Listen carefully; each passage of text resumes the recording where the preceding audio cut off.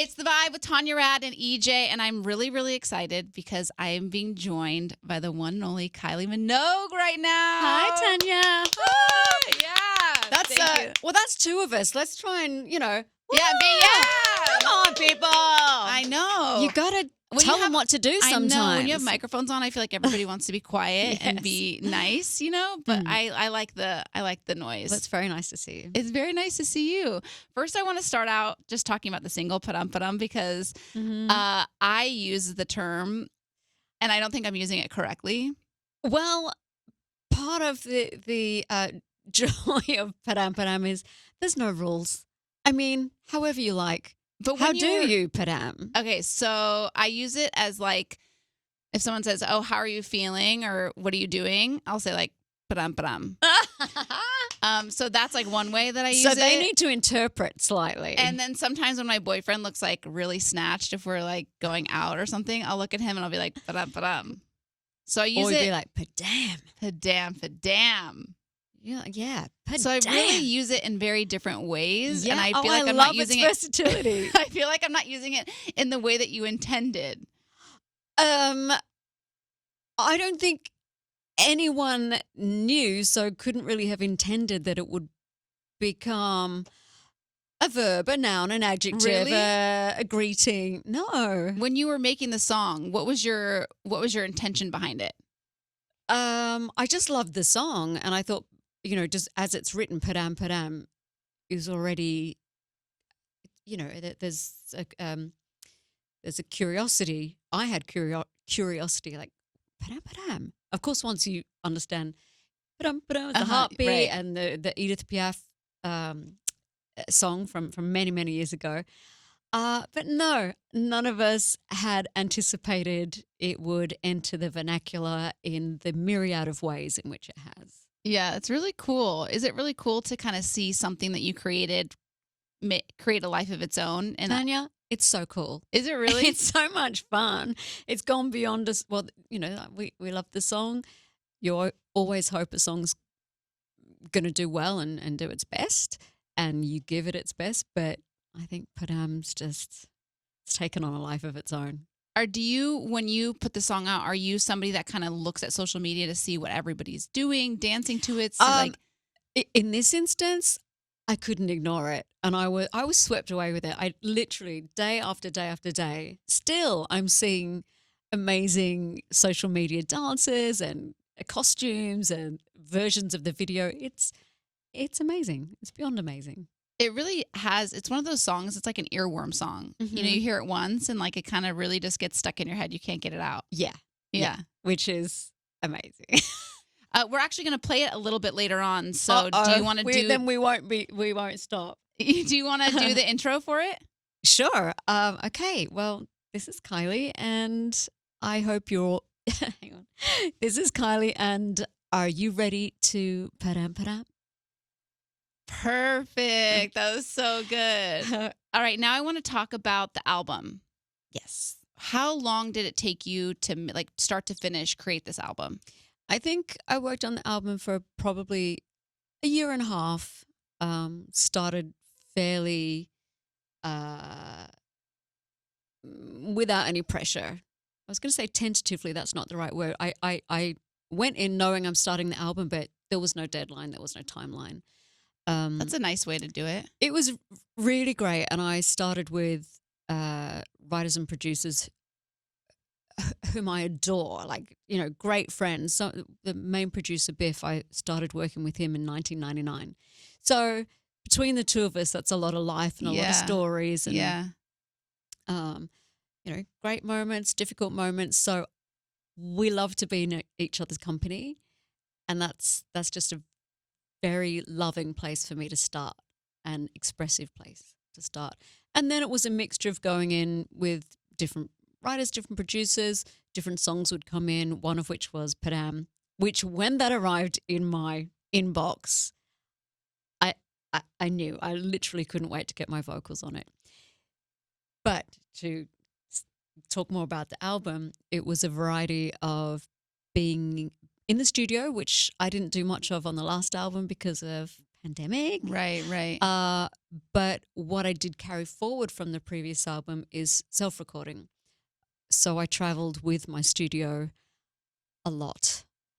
My microphone has been on a lot of flights. Oh, really? So you would just like set it up and put it in your hotel room or wherever you were going, whenever you felt. Wherever. I actually didn't keep a running list of how many places I set up my mic on my studio. Oh, that's cool.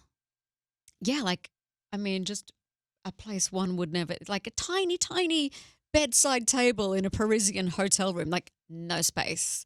And me trying to fling the duvet. Over what do you your guys head. call it? Not a duvet, you call it something else. Comforter? Your comforter over the bed, So you could create trying like to avoid disaster to soundproof the room. Yeah, some pretty unglamorous setups, but here for it all. Here for it all. Yeah. And then where did the title come from? Tension. Tension was a song that we wrote on it turned out not to be a week. It was like a kind of 5-day writing camp in the UK with the producer I mentioned before, with Biff, John, Duck, and then another two girls joined us, Camille and Anya. This will not sound that amazing to you as we sit here in the sunshine, but to be in England, it was the hottest week of the year, 39 degrees. We couldn't believe it. So it's always imprinted in our memories.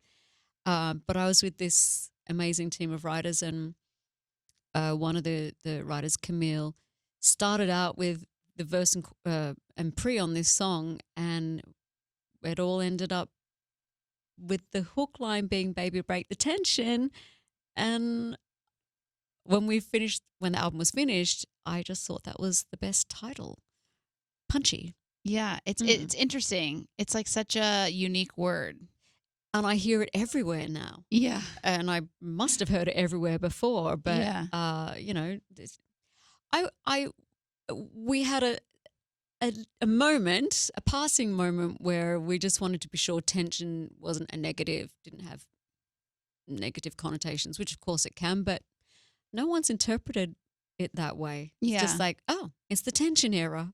So great. It's the tension era. It's the tension era. What do you want this album, like for people that are going to listen to it, what do you want them to get from the album? What do you want them to feel?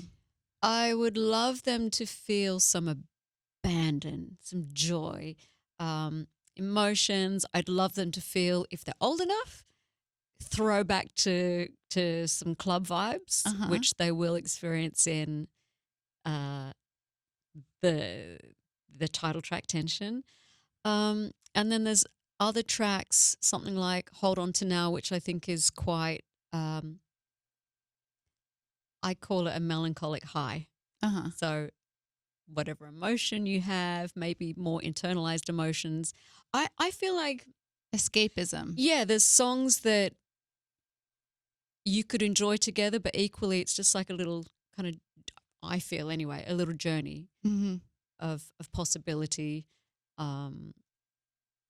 Yeah, it's a bit of a mix, but I hope they feel good and feel themselves. And so you have this album, this new album coming out. You have so many albums in your discography. Yeah. How are you? I know that you just announced that you're going to have a Vegas residency.